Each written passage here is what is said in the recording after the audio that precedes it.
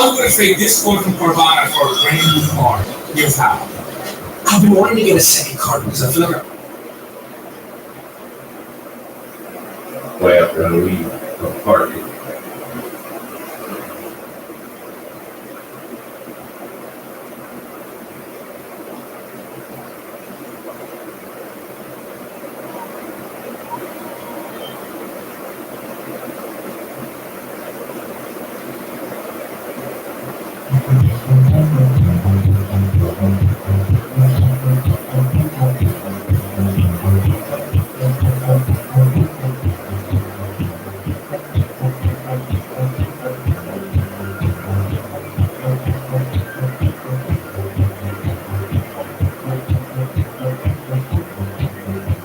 Welcome to Art Bell, Somewhere in Time. Tonight featuring Coast to Coast AM from January 18th, 2002. From the high desert and the great American Southwest. I mean, you all good evening, good morning, good afternoon, as the case may be, in whatever time zone, it's a 24 on this world.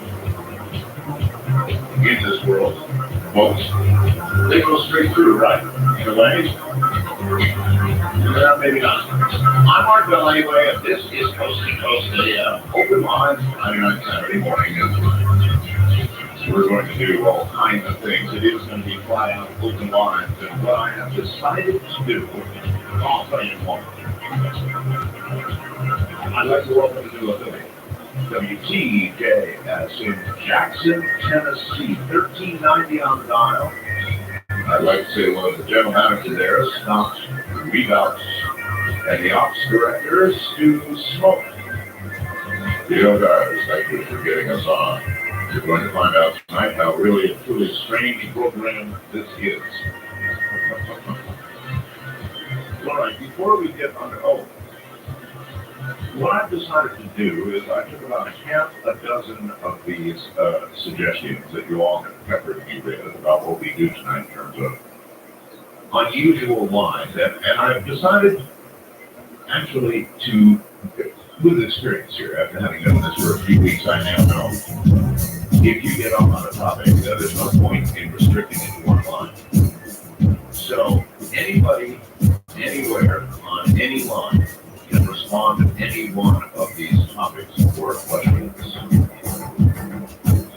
Forget the isolated line thing. It just doesn't work anyway. You know, if something catches on more, it comes flooding in on every line anyway, so I give up. The following topics are invited for discussion. I selected four lines.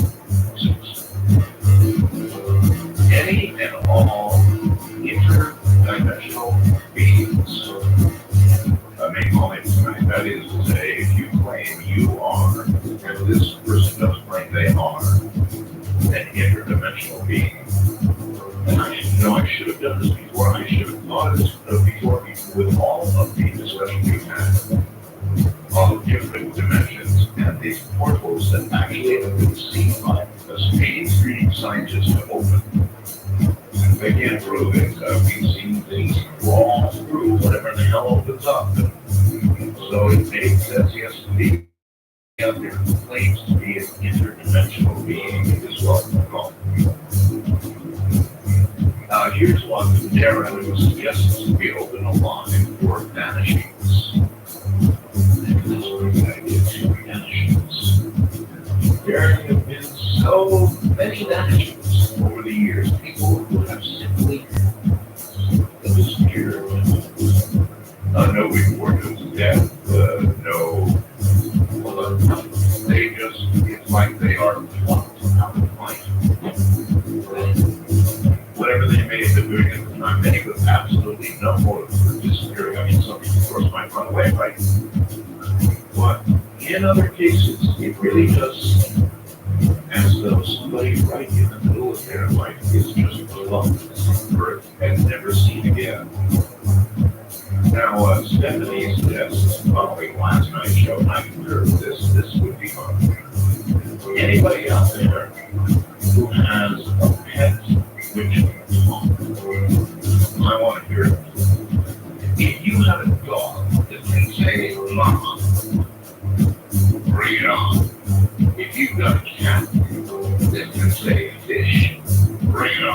So you don't end up any animal that can say a word, whether you've got it recorded or whether you can cause a Fido or Missy to do it on the spot for us. That's how we're going. Now, I would also like to open a line from John Hands. I suggest we open a line for levitators. People who claim they can levitate off the ground. Well, we talked a lot about it with Mr. Slade and the guest the other night, with Michael. So anybody who can levitate off the ground, you can call this. Now, one last question for anybody wishing to respond to it. If you could perform just one miracle, what would it be? Just one miracle, what would it be? And while we're on the category of miracles, what do you heard today you well may not have? There is the most amazing report you've ever heard in your life. It comes from Matt Drudge, of course, my buddy Matt. I don't know. Actually, I do know how he does some of this. I don't know how he does a lot of what he does. Matt Drudge really has stuff before it happens. I just don't know how he does it, except in a few cases. This is amazing. Amazing. The headline is talk show host King. That would be a rush. Here's how Limbaugh said to regain 80%. 80% of his hearing now. Rush Limbaugh 51, reading what Brett has said, has regained most of his hearing just weeks after undergoing cochlear implant surgery. Listen to this. His brother David told the Drudge Report, "We talked on cell phones. It was great." Now, it is a miracle in more ways than one. I don't know how much you know about the cochlear implant, but it should not do this. Now, the cochlear implant, once they've done the operation, generally many months have to go by before it is turned on. Number one. Two, what the recipient of the cochlear implant receives is nothing like what you and I are hearing right now. It is sound, to be sure, but it is not like the sound that we're hearing right now. And I'm told by every expert in the field that the recipients of the cochlear implant have to learn to interpret sounds as human voice. Now, that takes months. It's really wild. If this report is true, something really wild has happened with the Rush. There is no way that he should be able to talk on a cell phone right away. No, not even close, not in a million years. No, I'm happy, really happy for Rush, and I am flabbergasted at the results. Now, obviously, it's worth considering under the circumstances whether what we did in terms of the searing white light that we sent his way in our mind with the last experiment, whatever you want to call it, this mass consciousness effort that we tried, might have had an effect here. I mean, this is just beyond the pale. It's impossible. How could he possibly be talking on the telephone? Like, how could 80%? Miraculous. Definitely in the category, in my opinion, of miracle. In war news, we still have not found bin Laden. That the Commander-in-Chief of the U.S. Central Command said the world is not a large place, not large enough to do today. It may hide today, it may hide tomorrow, but ultimately we'll get them. And I am sure we will. Now, I also heard somebody say they would get. He's got a condition. She was really tanks and an armored personnel carrier parked outside Yasser Arafat's headquarters on Friday, finding the Palestinian leader to his own office. This after a Palestinian gunman burst into a banquet hall and killed 6 Israelis.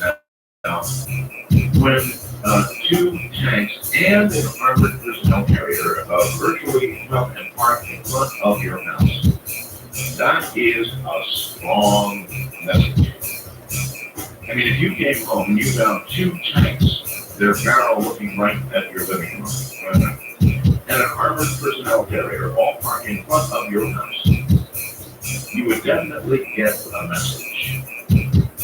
Those guns, they're going to be pointed at his complex 24 hours in a day, and I suppose he's got to sit there and wonder. People on the other side of the triggers are thinking at any given moment or getting ordered to do. Most people got to go see the Alpine prisoners down at Vietnam and want to ensure they get POW status, I guess. And let's see, 2-time Super Bowl champion coach Bill Parcells said tonight he will not return to the sideline with Tampa Bay Buccaneers, who kind of had it so. He's just not going to do it. Says he can't give it his all, and so he's not going to do it. So he will not be going down there. Now, a very powerful earthquake struck off the coast of Chiapas in Mexico on Wednesday. I was finding out this one was, let me see, about 6.3 magnitude. 6.3 in Chiapas. That's in very southern Mexico, where all the trouble was.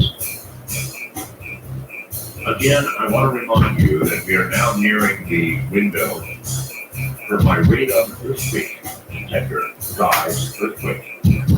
And he believes something between a 6.3 to 7.2 now is going to hit in the Los Angeles area for 48 to 72 hours. Is, you must admit now, with the news of Mexico, interesting that, as you know, this prediction was made a couple of weeks ago by my radar guy. We'll see. We shall see. Now, I've got an article here that you can check out on my website, and should check out on my website. I've been telling you for some time now that the sun does not appear to be behaving as it should. And the following is from a NASA site, it's a NASA story. January 18th, every 11 years solar activity reaches a fever pitch. And every 11 years we get a peak, and then it goes down. Solar flares erupt near sunspots on a daily basis. Coronal mass ejection, billion-ton clouds, magnetized gas flying into the sun's pocket planets.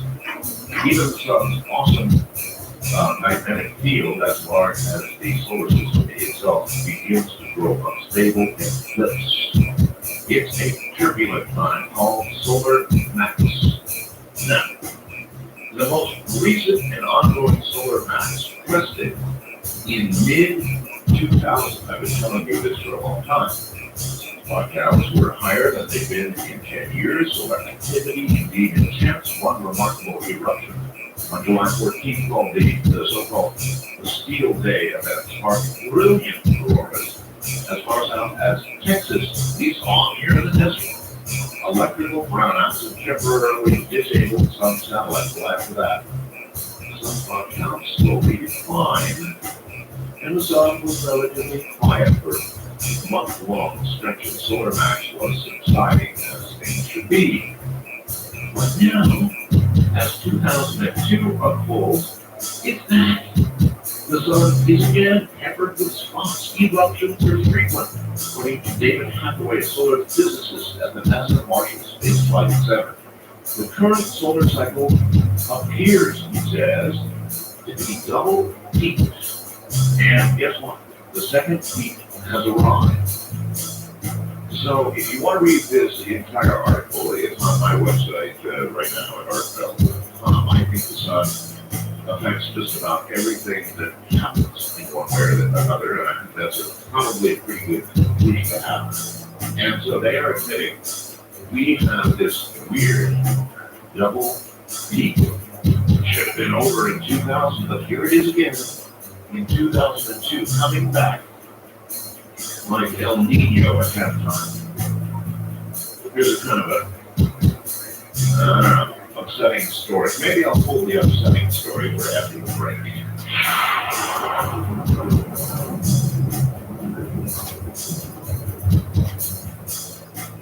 Coast to Coast AM with you anywhere on your mobile phone. CoastToCoastAM.com can be conveniently accessed on your iPhone and most Android platforms, which means that you are never without your Coast to Coast AM fix. If you're a Coast to Coast Insider subscriber, you can listen to the show live in the middle of the night or the previous show, 24/7. Plus, you can browse all the great photos, videos, and news stories. Keeping up with Coast to Coast AM has never been easy with our Coast Insider. Coast to Coast AM. It's way out there. These groups of extraterrestrials that are on-planet, many of which are hiding down there on the ocean, why don't they want us to know about this? We lost wars with the UFOs. We spend a lot of time honoring our heroes, and we have heroes that we don't know. It's disturbing to that extent because we haven't had the people who protected us, and we'll never know who they are. You're listening to Art Bell, Somewhere in Time. Tonight featuring Coast to Coast AM from January 18, 2002.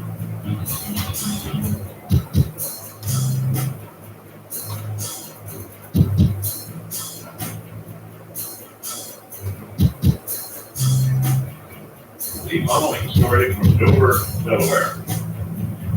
Several flesh-eating pet lizards. Now, if you have pet lizards, if you do, you're going to want to pay attention here. Several flesh-eating pet lizards were found feasting on the corpse of their owner in his apartment in Dover. Police were called to this man's apartment. I won't read his unfortunate, his state is so unfortunate that I just won't read his name. He was actually in Newark, Delaware. All this happened Wednesday. And his relatives, got worried because they hadn't heard from him for a while. Didn't show up for work, so they began to look into what was happening. Has he vanished? Well, no. They found his body on the floor with his pet Nile monitor lizards feeding upon his flesh. The state medical examiner is currently looking at the cause of death. But they recovered 7 lizards from his house. The largest was 6 feet long and weighed 25 pounds. That's a big mother of a lizard. No question about it. And you may recall last night, Penelope Smith said that we all eventually become food. In this man's case, the process was simply hastened by some days. That's all really when you think about it. These pet lizards, well, who knows how a lizard thinks? I didn't ask about that last time, but it may well be that when we pass, and the lizards, of course, being flesh eaters, realize that their favorite person has now become their favorite meal. Here's an interesting story. This really is very, very interesting. I'm doing a lot of near-death and death experiences, and I've done something with one of my listeners in Denver, and it's apparently a very popular newspaper columnist there. He's dying. And apparently he's been writing columns in the newspaper on exactly what he's supposed to do, describing the station. And he said that he's been seeing glimpses of people that he doesn't know. His compass nurse said that it is, in quotes, typical. There's many people, when they're getting close to their time, begin to see other people they don't know, people they've never met. And I think what's happening is that people are between this world and that, and they're beginning to get a glimpse of what that world is like. Fascinating stuff. And I'm telling you all right now, we are getting very much closer, in my opinion, to proving, and we may even prove soon, that there is something else. That our consciousness, our mind, whatever you want to call it, the energy it keeps going, and we retain some kind of, So they're making some real things, you know, and I think we're getting close to moving it. Listen, I'm gonna take an extra day off Monday. A little business to attend to on Monday. But, and so there's gonna be a replay, and what we're gonna do is replay most old segment. The story of Mel Waters. Mel Waters and his incredible well. If you have never heard this story, it's one you absolutely do not want to miss. Believe me, you don't want to miss this coming on Monday. And then I'll be back Tuesday as usual. All right, so that's kind of an outline of what's going on and some of what I expect to get tonight. It's open lines. What can I say? And then let's rock. Coast AM on this somewhere in time.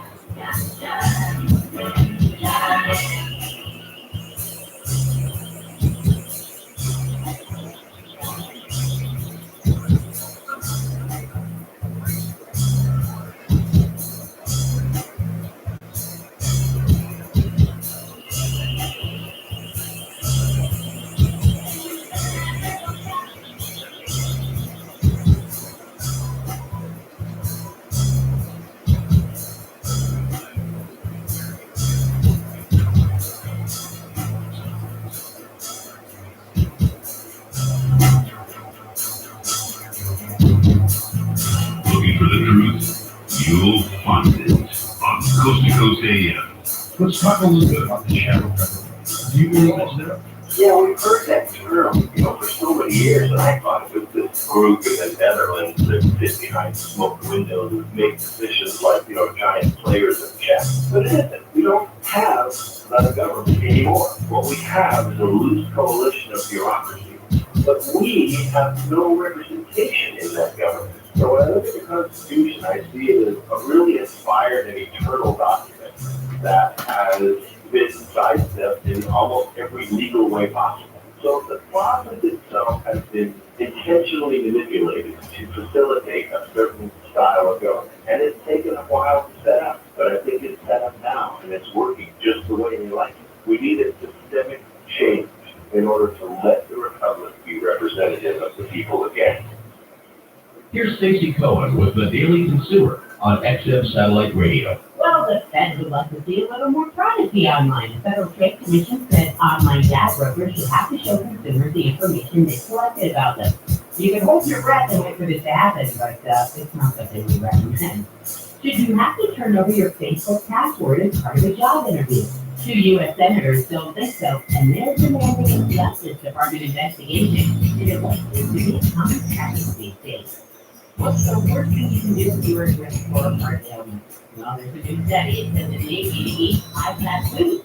The boy whose heart is pretty popular in trying to eat it, but the study finds that eating fatty foods, like smoked meat, cause changes that heighten your risk of a heart attack. So, say hello to big kids or silly kids. They got fat on them too until they grow up. And eat that breakfast, that's what's good for you. I'm Stacey Cohen. Learn more at consumersales.com. Coast to Coast AM earned its reputation with stuff like this. Hi, this is John B. Wells, Saturday night best-selling author and Harvard senior researcher David Weinberger and his book, Too Big to Know, Rethinking Knowledge. Now that the facts aren't the facts, experts are everywhere, and the smartest person in the room is the room. Be here Saturday. Find out what you think of Coast to Coast AM tonight.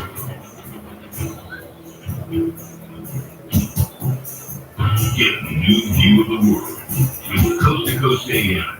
The reason things are happening is because of the people listening. You do your own research. Decide what's real and what isn't. Listen, if you listen closely, you can hear the Illuminati and the NSA laughing. But you know what? In the end, they work for us. So you are changing things. That's what I hope everyone understands. It's time to just let our political persuasions go with the big picture. And let's fight it. Coast to Coast AM sure sounds great in the middle of the night. But you don't have to be nocturnal to enjoy this amazing show. The Coast Insider is for you. It's not normal. For 15 cents a day, you can wake up refreshed, knowing that last night's show is waiting for you with podcasting. Listen on your way to work and again on the way home. Or listen to one of over 1,000 archived shows from the past 3 years. As a member, you'll have access to our monthly live chat sessions with George Norrie and special guests. The Coast Insiders Club is a must-have feature for all Coast to Coast AM listeners. Visit coasttocoastam.com to sign up today. You'll sleep like a baby, knowing you'll never miss your favorite guests and topics ever again. Remember, a 1-year subscription comes out to only 15 cents a day. Sign up today at coasttocoastam.com.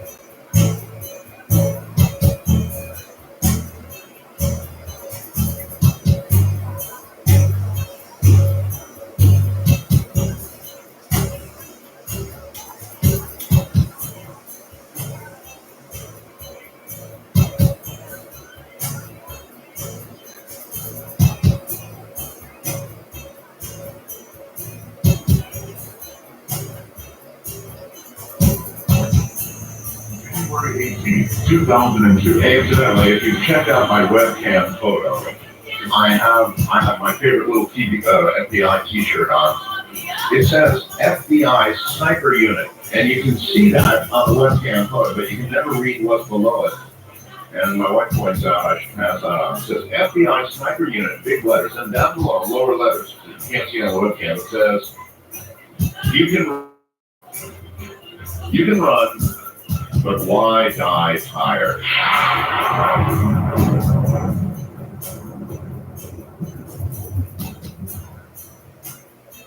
You're listening to Art Bell, Somewhere in Time. Tonight featuring Coast to Coast AM from January 18th, 2002.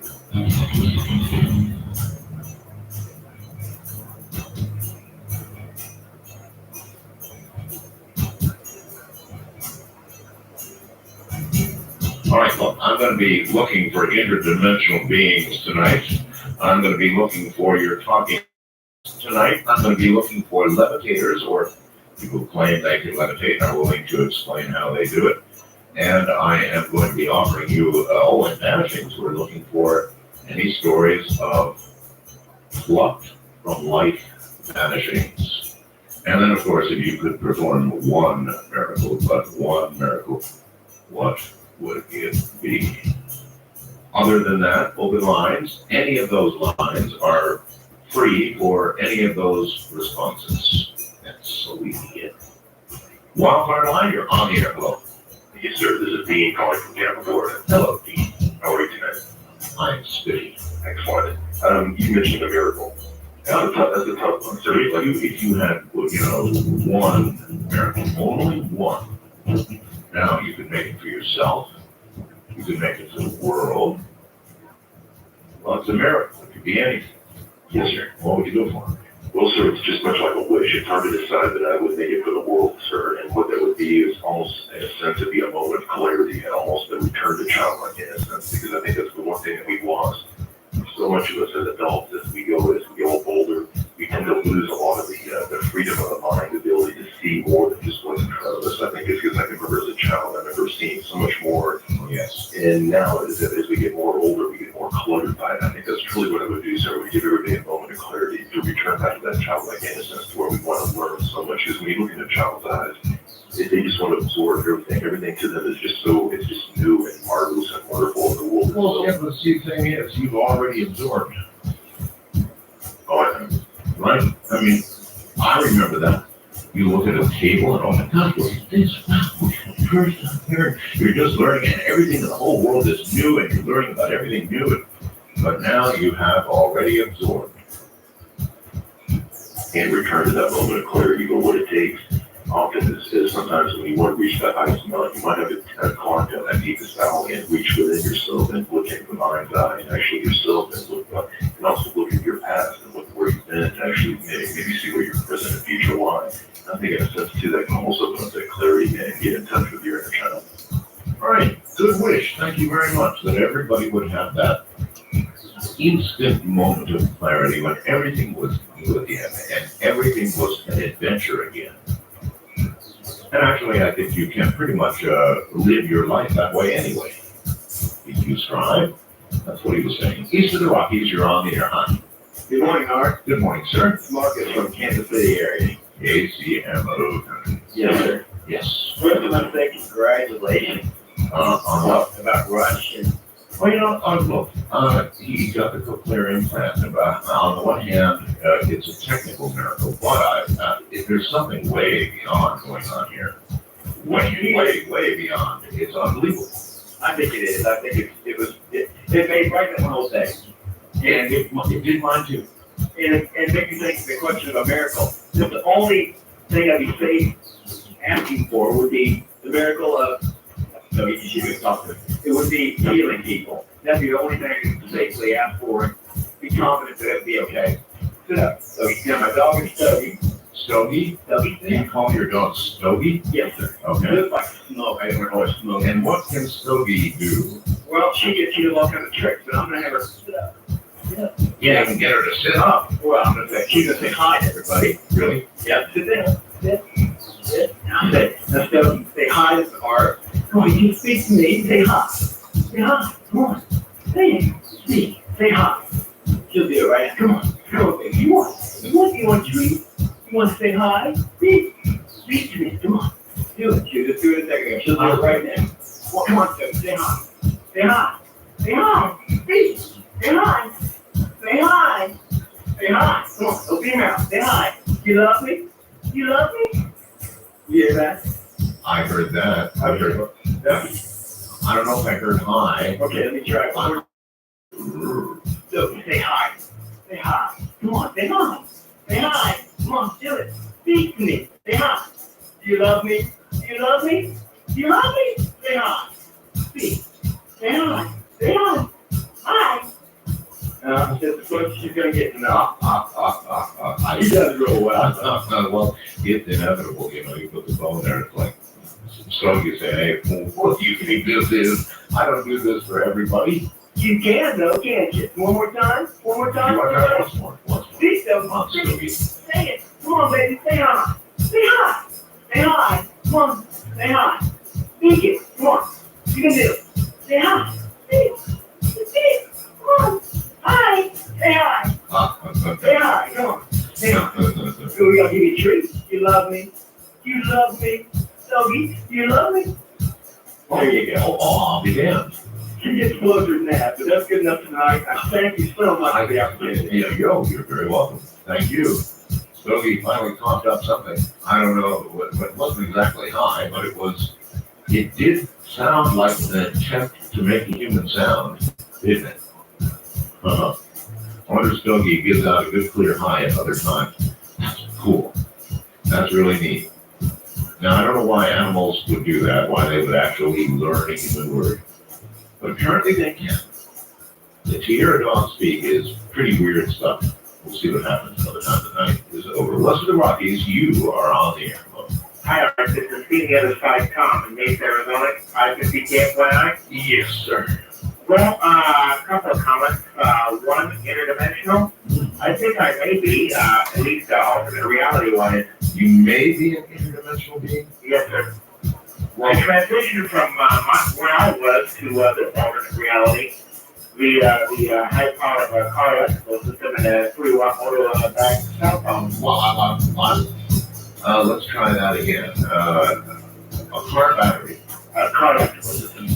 An entire car electrical system. And a cell phone. The 3-watt motor back cell phone was directly wired into the system, and amateur extraction. Yes, and And, we punched up numbers, like especially, going home and, letting 1 or 2 rings go home and, let them know you're right, at your destination safe and sound, yes, plus the, high energy of a car electrical system that's out there. you believe what? That well, now 3 watts is pretty powerful for a cell phone, no question about that, and you probably irradiated your brain.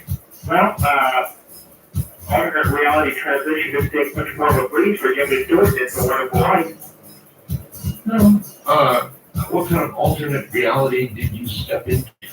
Well, things always seem slightly out of place here from what I remember where I was. At a comment on music, Phil Collins, he has some newer stuff, 80s, maybe 90s stuff. Yeah. He has a lyric in one of his songs that you might be interested in. And that would be, Shadows with no substance in the shape of men.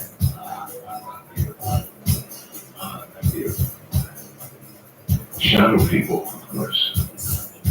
The topic that is shadow people. It never stops. Ever since we began, I've been getting a steady flow of information on shadow people. It has never stopped. I've had thousands of emails on the subject. Interesting times, to be sure. First time caller line, you are on the air. Hello. Hello? Yes. Yes, First I have a problem with my electromagnetic stun gun locator here to get him to talk a little bit here. Aaron, there's a little electricity there. Okay, now, can you talk to Howard? Can you talk to him? What is that talking? Is that talking? hit him with a gun again, sir. Yeah, okay, let's get the gun out. There you go, we just poured in some water. Okay. How you going? I'll get him going. That's serious? Good, talk down. I know, I'm trying to get old harmonica. Now you're hurting me. I'm all day. Shut that thing. You don't want to. Look at that.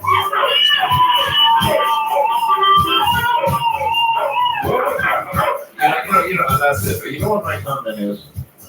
That dog wasn't even phased with the 400,000 volts. But that harmonica, that obvious would be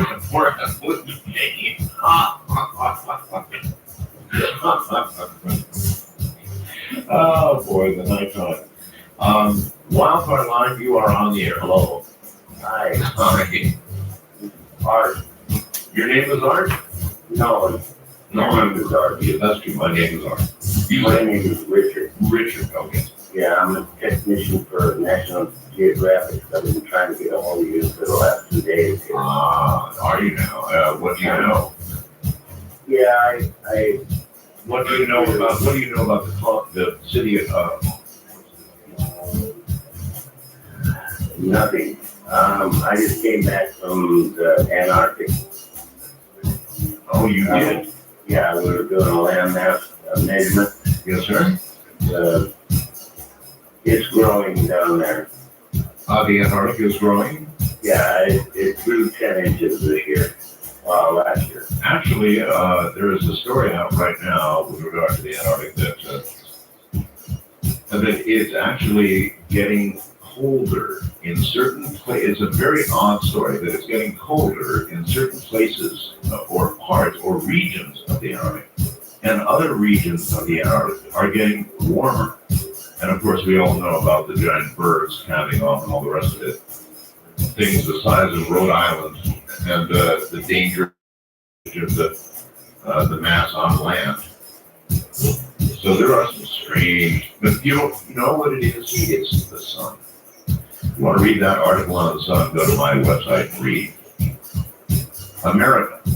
Only in America can a pizza get to your house faster than an ambulance. That's true, isn't it? Only in America do drugstores make the sick walk all the way back to the back of the store to get their prescriptions, while healthy people are able to buy cigarettes at the front counter. That's something to think about, isn't it? You ever been in a drugstore? The prescription counter is always absolutely, they're right here, always in the absolute back of the store. Only in America do people order double cheeseburgers, large fries, and a Diet Coke. That's true, isn't it? Only in America do banks leave both doors open and chain the pens to the counters. It's true again. Go to Europe sometime. Only in America do we leave cars worth thousands of dollars in the driveway and put our useless junk in the garage. If you do that, it's absolutely true. Over a period of time, garage stuff grows like the Russian, whatever it was that splashed down in the Pacific and eats all sea life. That's the way it happens. If you get a garage, no matter how well intentioned you are, eventually your cars can barely fit in there, and then one day they are ejected. They live outside while the stuff, the garage stuff, lives inside. In America, do we use the word politics to describe the process so well? Poly in Latin meaning many, and ticks meaning blood-sucking creatures. Only in America do they have drive-up ATM machines with Braille lettering. That is a puzzle. I wonder who mandated that one. That drive-up ATMs have Braille lettering. That requires very little thought. West of the Rockies, you're on the air. Hello. Morning, Art. Good morning, sir. I'm very curious if you have heard of the Sisters of Phaedra. The Sisters of, is this some sort of like secret organization? Yeah, it involves girls that make a pact if they're ever raped to frame the guy to make it look like a murder by committing suicide. Whoa. Whoa, that's heavy. I work part-time as a filmer and store for adult movies. Yes. And I noticed this recurring tattoo on the inside of the lower stomach. The Daughters of Phaedra. Well, Phaedra was a very unlucky Greek goddess. That's what Lee Hazelwood told us the other night, and one of his granddaughters is named Phaedra. There's something fascinating about the name Phaedra.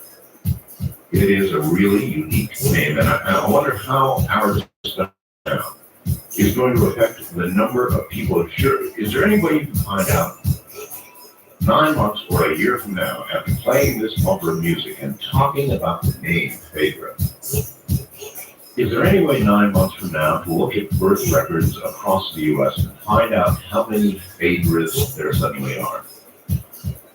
Anybody know if that can be done? With computers, you ought to be able to do just about anything. First time caller line, you are on the air. Hello. Hi, Art. Hi. My name is Lloyd. I was calling to talk about meteors a little bit. Okay. I'd like to talk to you about some ideas that we've had. We've been putting out a way to build an entire network of telescopes. Now, do you mean just meteors, or do you probably mean... I mean Earth killers. Yeah, Earth killers. I mean the big ones. But not necessarily the biggest ones, not necessarily the giant, golden deity that's out there to take out the whole civilization. But the ones that are going to take out tens of thousands or hundreds of thousands. That's according to most of the space agencies, that's the most underwatched and underutilized segment of near-Earth objects. Right. And what we've come up with is, with all of these new robotic scopes that have come out, working on ways to build a software package that's going to catch all these telescopes. Okay, the only apparent problem though is, we had an astronomer on the other night. What he did say is that the one that's coming directly at Earth, the one that's going to hit, is probably the one we are least likely to see. That one is going to be unfortunate.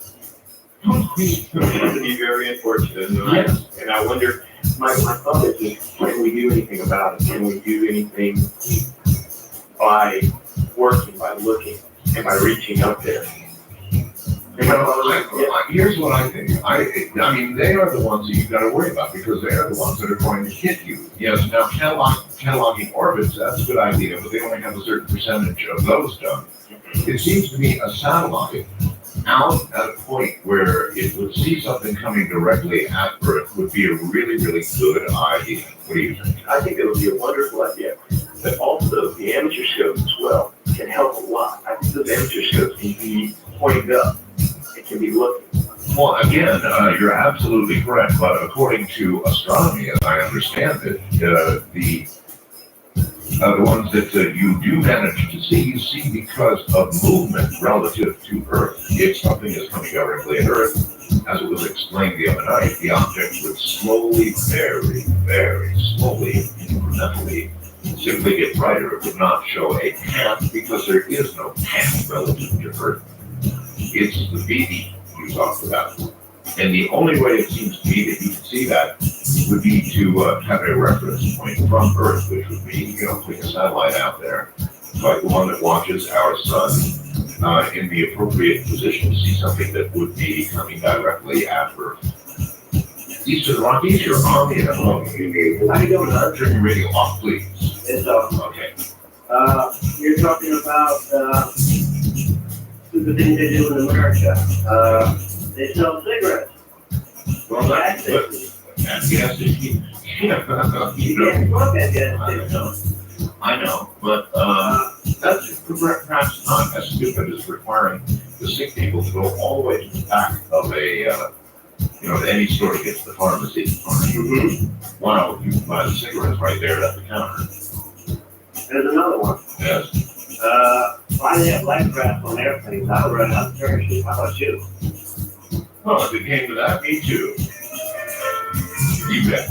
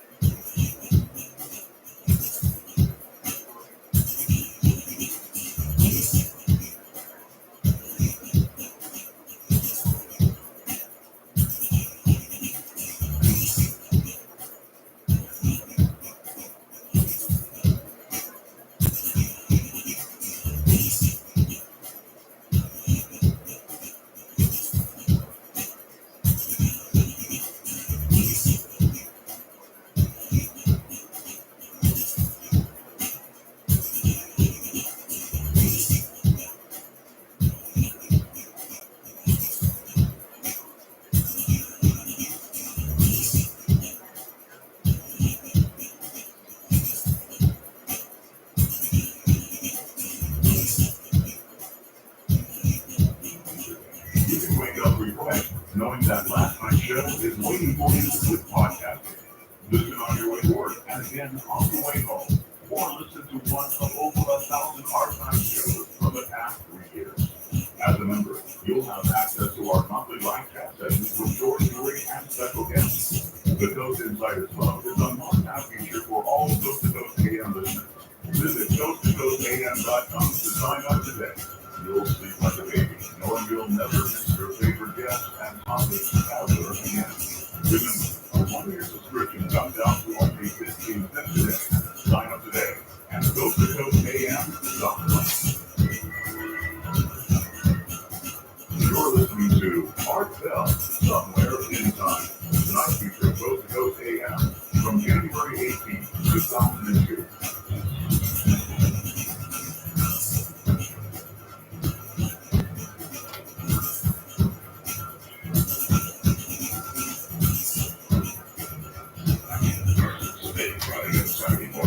First time phone line, you are on the air. Hello? Well, it's wondering. Yes, sir. I was wondering about this geological effect you heard the thing going through recently. Volcanoes. Did you sir hear about volcano in Africa? I did. We've only been on the news, yeah. Unbelievable. A volcano in Africa. Yes. Yes. And the predictions by your staff, as I heard, Yes. and also on the and that was on your show recently said February, watch out for this week. That's right. You really think something happened? I'm seeing what that man said coincide with my radon gas predictor.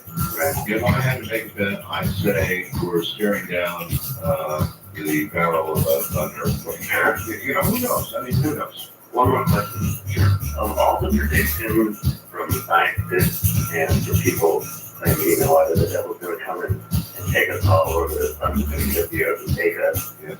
personally, what do you think is going to happen? Because something has to happen with all this predictions coming up. What do you personally think? All right. What do I really think? What? I don't know. I don't know any more than the day that I wrote the day. With weeks and months, I wrote the week.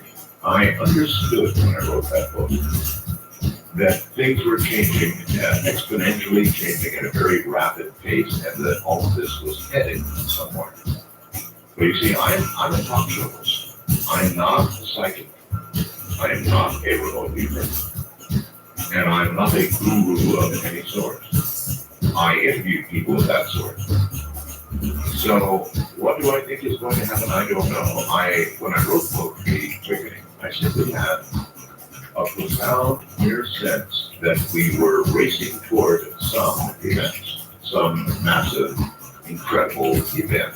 That was the whole point of the book, and it documented the changes going on in every aspect of society that pointed to that. Now, that's as far as I can go. Otherwise, I don't see things in dreams. I don't consult a crystal ball, even though I do consult a crystal ball. I don't consult it and make predictions myself. So that's the best I can do in answering you, sir. I have not developed an absolute belief about anything, but something's coming. Wildcard line, you're on the air.